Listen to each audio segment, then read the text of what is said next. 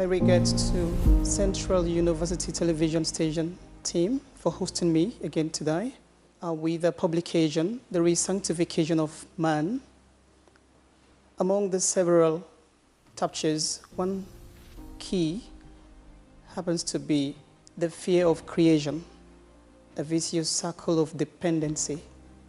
A vicious circle of dependency refers to a continuous harmful loop in which people become increasingly reliant on something or external aid on something or such as a government job, corporate employment, or external aid until that dependence prevents them from growing or acting independently. The word vicious means harmful or destructive, while circle denotes a repeated process or a pattern. Therefore, a vicious circle describes a situation that keeps repeating itself in a way that makes things worse over time. This phenomenon, where individuals spend many years, even decades, in stable government jobs, corporate jobs, but avoid taking the bold step of starting their own business or enterprise, reveals a deep-rooted societal problem. It shows a widespread fear of creation, that is, an avoidance of innovation, creativity, invention, entrepreneurship. In simpler terms, people feel safer following the path already built or created by others, rather than creating new ones for themselves. This attitude comes from a fear of risk, which means being afraid to face uncertainty, loss, or failure. It also arises from an over-reliance on external security, meaning people depend too much on salaries, pensions, government support, instead of developing their own sources of income and self-sufficiency. And this goes against the natural laws of growth and self-reliance principles that suggest progress comes through creativity, responsibility, and taking initiatives. The issue here is not only economic, i.e. related to money or jobs, but also psychological, i.e. related to mindset, motivation, and fear, and philosophical, i.e. related to values, beliefs, and the purpose of life. It reflects a condition where people choose stagnation, i.e. remaining in the same place without progress, instead of creation, or building, or innovating something new. This choice represents a surrender of agency, meaning people give up control over their own lives and decisions, allowing external forces such as institutions or employers to define their very existence and their very future. Over time, this creates a self-reinforcing loop, a situation that keeps strengthening itself. So here is how it works. Dependence gives people comfort, a sense of safety. Second, that comfort increases their fear of risk, and this fear then prevents them from taking new opportunities. As a result, they become even more dependent, continuing the same circle. This repetitive pattern is what we call the vicious circle of dependency. So, what is the objective of analyzing such a crucial aspect, a concept in academia? We analyze this concept to understand the underlying causes and consequences of dependency in modern societies, especially in developing countries such as Sierra Leone, Ghana, Nigeria, Kenya. By exploring the psychological, economic, and philosophical dimensions of this circle, we aim to identify why individuals and societies often prefer security over innovation and what can be done to break free from this limiting pattern. The purpose of this particular concept is to, 1, promote awareness about how over-reliance on external systems like government or employers can hinder creativity, independence, and self-development. Second, to encourage a mindset shift from dependency to self-reliance, innovation, and entrepreneurship. Third, provide a foundation of social and economic transformation by inspiring individuals to take ownership of their own growth and lives. Finally, challenge cultural and institutional barriers that discourage risk-taking and reinforce passion dependence. In essence, by studying these concepts, we hope to guide individuals and societies toward breaking free from psychological and economic dependence, awakening the creative and enterprising spirit that drives through societal progress. Now, who is affected and at which age? The circle of dependency and fear of creating something, innovating, inventing, is a pervasive issue affecting men across a wider range of social and economic backgrounds. While the stereotype of a government employee is often the focus, this phenomenon extends to anyone in a seemingly safer corporate, academic, or institutional role. It is a mindset that transcends specific provisions and is more about a psychological posture towards one's life. The pattern often begins to solidify in a man's early to mid-20s. After completing their education from a university, they are often encouraged to seek stable employment.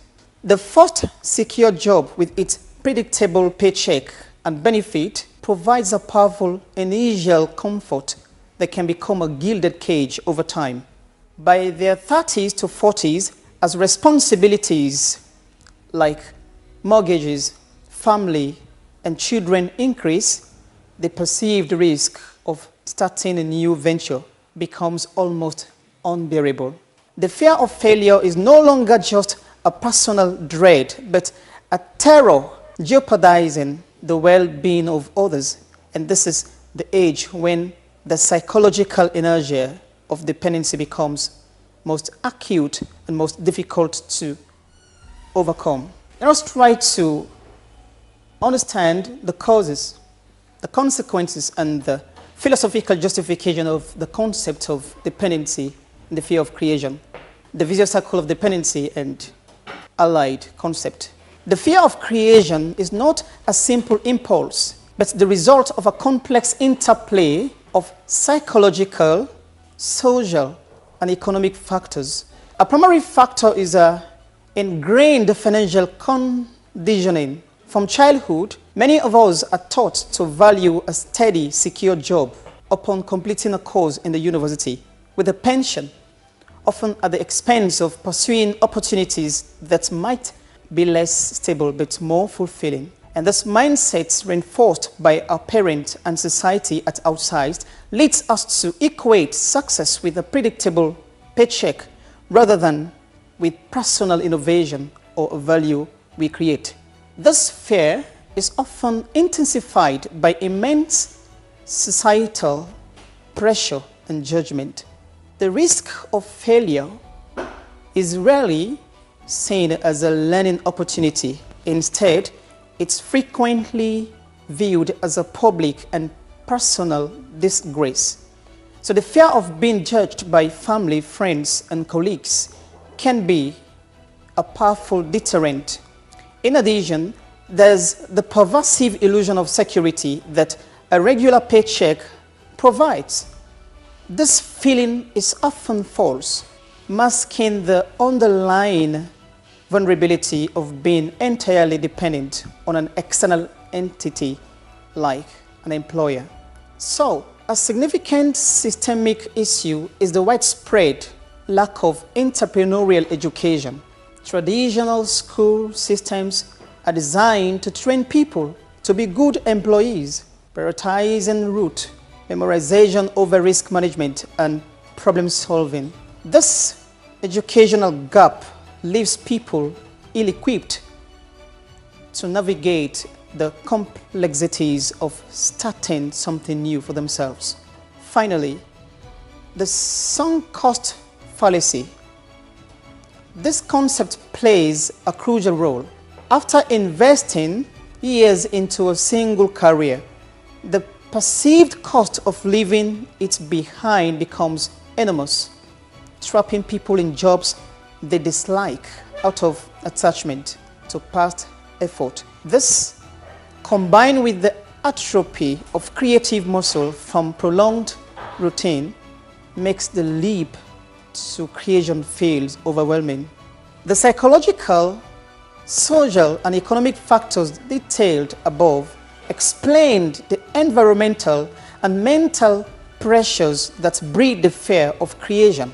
However, to analyze this concept merely as a set of personal hurdles or cultural norms would be incomplete and insufficient. The vicious circle of dependency cannot be thoroughly examined, leaving certain related natural laws and philosophies unaddressed, because the ultimate severity of stagnation lies in its nature as a profound and destructive violation of the universal principle that governs human energy and human existence is very self, growth, causality, and the very foundation of human meaning. We are, at this material point, going to bring out how related the concept of the fear of creation is to natural laws and philosophies, and how such had led to stagnation. The human drive to create, the human drive to innovate and to take calculated risks is not an arbitrary impulse, but a core expression of our nature. When this impulse is suppressed, it leads to a state of philosophical and spiritual atrophy that justifies the severity of the problem. To clearly understand this, in my following paragraphs, I had outlined the related natural laws and philosophical perspectives aligning the subject as follows. The law of potential and kinetic energy. From a physics perspective, the potential energy of a system is stored energy, while kinetic energy is the energy of motion. From a physics point of view, the potential energy of a system is its stored system, whereas kinetic energy is the energy of motion. In the context of human life, a man working in a secure, static job is a store of potential energy, i.e., it is itself potential energy. So his knowledge, skills, and creativity are all contained in one place. In essence, lucidly limited and not actively transforming the world. An entrepreneur, in contrast, is an expression of a kinetic energy, i.e., that is kinetic energy. The fear of creation is the human mind's resistance to converting its potential energy into kinetic energy, a profound violation of the natural drive towards action and manifestation of human very flair and talent. So this resistance ultimately leads to a life of unfulfilled potential. The second law of nature allied to the concept at hand is the law of entropy. The law of entropy is the second law of thermodynamics in physics, and that states that all systems naturally tend towards a state of disorder and decay unless energy is actively applied to them. This principle applies perfectly to human endeavor. A human mind that is not actively challenged and a society that does not continuously innovate will fall into a state of intellectual and economic entropy. The dependence on secure jobs is a symptom of this entropic decline, as it saps the very kinetic energy necessary to keep the systems ordered and thriving. Third, among the related natural principles, the natural law to our concept is the law of sowing and reaping, the law of causality. This universal law dictates that every cause has an effect and every action yields a consequence. The person who chooses the security of stagnation sows seeds of routine, predictability, and safety. The predictable harvest of this choice is unfulfilled potential and the psychological entropy detailed above. The entrepreneur, conversely, sows seeds to risk, effort, and creative iteration, i.e. action, while the immediate harvest is often struggle and uncertainty.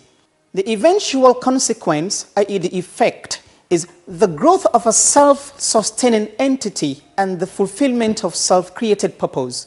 The fear of creation is thus a conscious refusal to sow a purposeful future, ensuring that the only crop gathered will be the dead leaves of what if.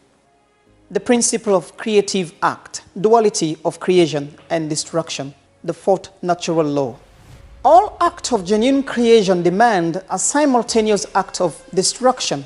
To build a company, i.e. to create, one must destroy the previous structure of safety, i.e. the fixed job that he or she is presently at. To create a new product, one must destroy the limiting assumption of the old one. The individual locked in the vicious circle of dependency is paralyzed by the refusal to accept this duality.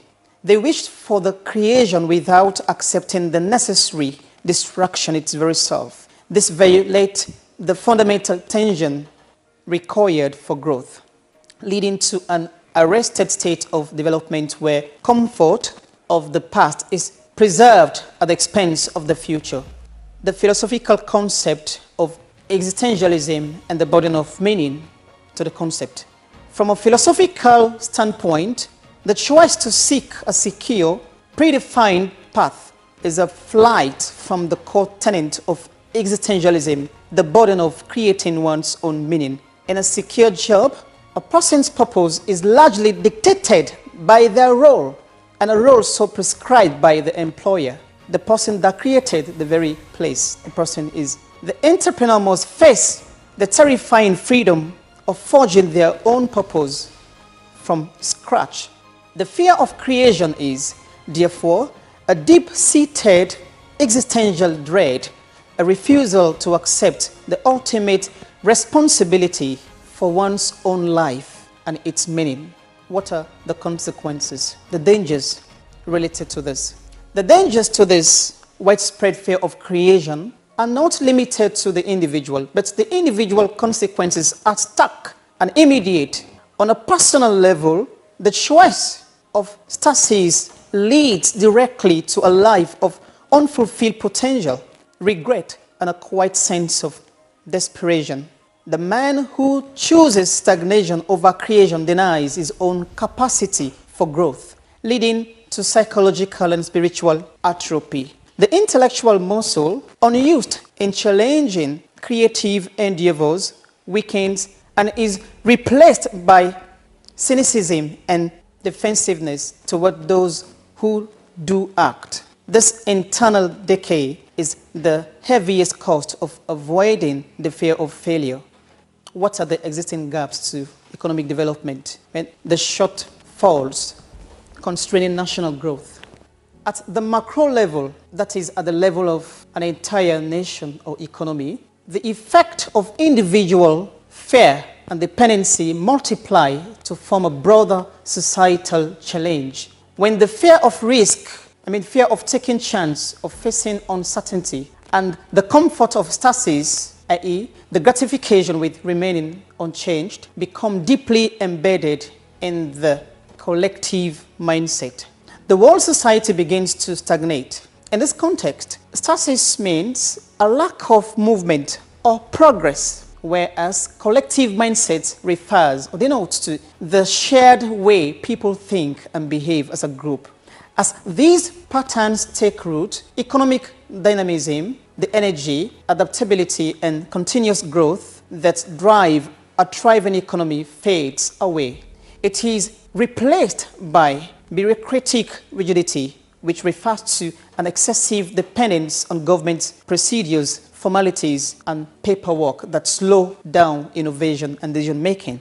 The spirit of innovation, meaning the creativity and courage to introduce a new idea and solution, is gradually silenced. So this transformation from a creative to a risk-adverse society produces serious gaps in economic development in any nation. spaces where progress should happen but doesn't. These gaps manifest as shortfalls or pitfalls, meaning measurable failures or deficiencies that prevent national economies from reaching their full potential.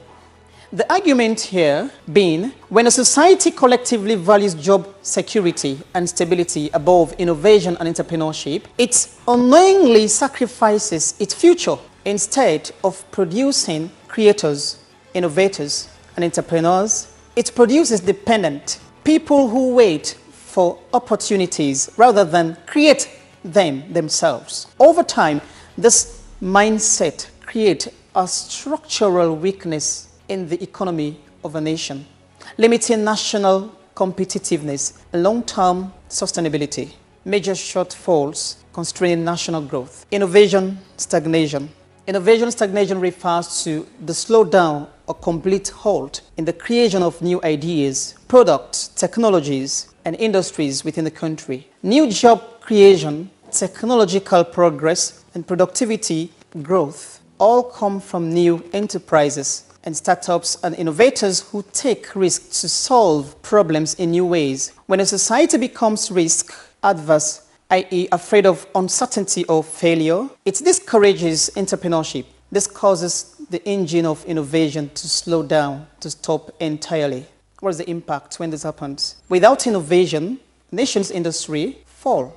Nations' aspect or sources of resources will fall behind international competitiveness. Its ability to compete effectively in the global market. Foreign economies that embrace innovation continue to grow and expand, whereas risk-adverse societies become import-dependent, relying on others for technology and new product. This not only widens the development gap in that nation, but also erodes national pride, independence, and creative confidence. When this happens, you see nations begin their independence, but economically dependent, i.e. politically independent, but economically dependent. So what the examination here? When highly skilled individuals, engineers, scientists, economists, and innovators are trapped in non-value additive roles, meaning jobs that do not significantly contribute to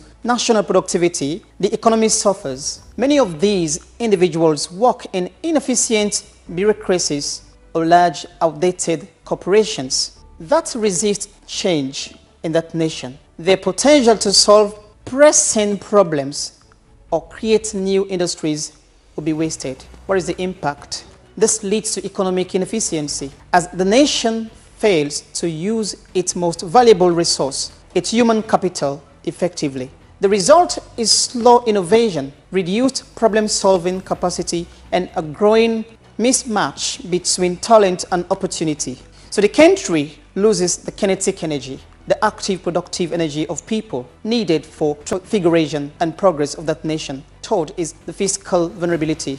This refers to a nation's economic weakness caused by overdependence on limited sources of income, and such as a few major industries or government-owned enterprises. When an economy relies heavily on a few legacy sectors, for example, mining, agriculture, or state-owned enterprises, it becomes fragile and easily affected by external shocks, such as global price drops, pandemics, or political instability. This lack of economic diversification, i.e. spreading risk across multiple sectors of sources of income of the country, means that the failure of one industry can destabilize the entire national economy.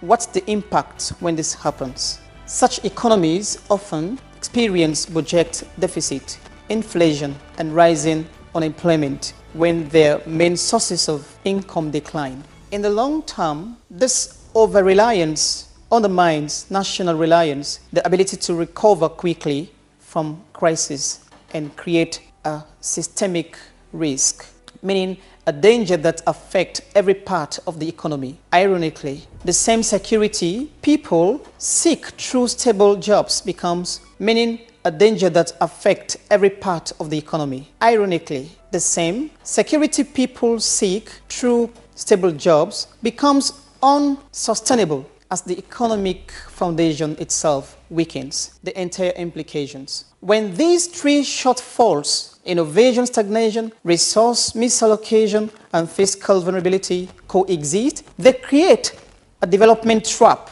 And this trap keeps countries, especially developing ones, dependent on external aid, foreign technology, and imported solutions. The circle of dependency, once personal, becomes national. Over time, the society loses both confidence and capacity for self-sustained growth. And this is the ultimate cost of the vicious circle of dependence. At the national level, it transforms a nation of potential creators into a nation of consumers. It suppresses the boldness which is required to build industries, invent technologies, and inspire global relevance. Solution, the strategy or the implementation. What the way forward? A shift in mindset and a path to action. Breaking the circle of dependence requires not only a philosophical shift, but a practical procedure to guide individuals out of their fear and into a state of action.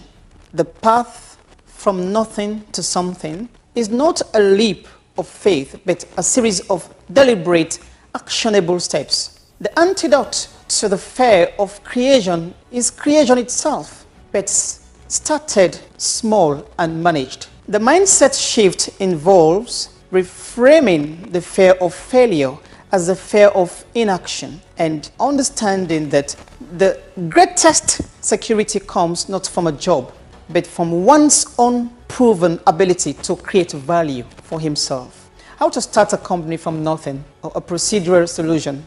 This procedural blueprint directly addresses the common psychological barriers by minimizing the perceived risk of the leap. The genesis of the idea here to solve a problem. The most common reason new ventures fail is that they are built on a desire to get rich, not to solve a problem. The first step is to identify a genuine need in the world. The idea for your company should be a solution to a real pain point, a frustration, or an inefficiency. And this aligns your purpose with the law of reciprocity, ensuring that your future success is directly tied to the value you create for others. The minimum viable product, MVP, the test with little risk. The fear of financial ruin is a major barrier. The solution is not to risk everything, but to start with a minimal viable product, a basic version of your product or service that can be built with minimal time and money. And this allows you to test your idea in the real world, gather feedback, and learn without a huge investment. So this procedural steps directly addresses the illusion of security by providing a low-risk way to begin the journey of creation. The dual path, the hustle. The man who spends 20 to 30 years in a government job has a valuable resource, his time, for at least the first 2 to 3 years. The nascent entrepreneur should maintain their secure job while building their company in their evenings and weekends. Thus, the dual path or side hustle approach provides the perfect bridge between security and creation. It allows you to build monument, generate initial revenue, and prove your concept before taking the full step or full leap, and thereby mitigating the financial risk that paralyzes so many. The transition to scale, the growth mindset. Once the company has proven itself and is generating enough revenue to cover basic living expenses, the individual can make the full transition. The goal then shifts from creation to scaling. This involves building a team, delegating tasks, creating systems that allow the company to grow beyond a one-man operation. This final step is the ultimate expression of the law of rhythm, as it moves the individual from a state of sole creation to a state of purposeful leadership, creating jobs and opportunities for others. Recommendations for national policy, practical, prioritized with implementation pointers. To successfully address the national constraint identified in our previous sections of the chapter and break the systemic circle of dependency, policy must actively foster a creation mindset. This requires strategic intervention that lowers perceived risk and rewards innovative action across education, across finance, and across culture. Recommendation parity and implementation pointer. Mandatory entrepreneurial high school tuition or education. There is a need to integrate risk management and iterative problem solving into middle and high school curriculum, replacing some rote learning with required projected-based creation and failure analysis. Implement a 2-year tax exemption for new business or under a set revenue limit whose founders leave stable employment. The second is creation tax high holiday. Implement a 2-year tax exemption for new business owners or beginners under a new set revenue limit whose founders leave stable employment or government corporate to pursue the venture full-time, lowering the immediate financial burden of the leap. Third, early stage seed capital high matching. Establish a national fund that automatically matches private sectors and seed investment up to a small cap, example like 50,000 new loans into qualifying registered early stage setups, rapidly multiplying the incentive for angel investors to take initial risk. Fourth, public failure, fund and safety net medium redesign. There is a need to create a fund offering low-interest, non-collateral loans for second-time entrepreneurs who failed their first ventures but documented a viable learning process. And this institutionalizes the learning from failure and destigmatizes failure in public discourse. Fifth, digital asset and data access medium policy. There is a mandate that governments collected non-sensitive data set, example, traffic, demographic, economic, and statistics be made freely available via standardized APIs for commercial use, turning public data into a national resource for startup innovation. Sixth, national law creator of the law year program term. There is a need to launch a highly viable nationally broadcast program that celebrates creative failures and successful value creation, shifting the cultural narrative away from the passive glory of secure employment towards the active heroism of creation. To summarize, this chapter has extensively examined the profound disorder of a society that fears creation, as evidenced by the common preference for secure, stagnant jobs over the entrepreneurial risk of building one's own enterprise. And this fear is a deep-seated violation of natural laws, as outlined initially, including the principle of converting potential energy into kinetic energy and the inevitable decay that comes from a state of entropy. Philosophically, it represents a flight from the existential burden of creating one's own meaning. The solution to this disorder is not a simple fix, but a systemic and practical procedure for action. By reframing the concept of risk and following a procedural path that starts small, tests ideas, and uses one's time wisely, an individual can break the vicious circle of dependency initially discussed and reclaim the innate capacity for creation. So, in conclusion, the journey of creating a company from nothing is a profound act of self-creation and the ultimate antidote to the fear of living meaningless life. It is not merely an economic venture, but a philosophical and spiritual one, forcing the individual to confront their fears, rely on their own resilience, and actively contribute to the world's well-being. When these principles of righteous prosperity and a life of purposeful action are embraced, a person can free themselves from the shackles of external security and discover a genuine sense of agency. The fear of death is replaced by the joy of having lived a purposeful life. For the man or woman who dares to create is the one who lives most fully and having built a legacy of value, has nothing to fear from the inevitable finality of the natural circle.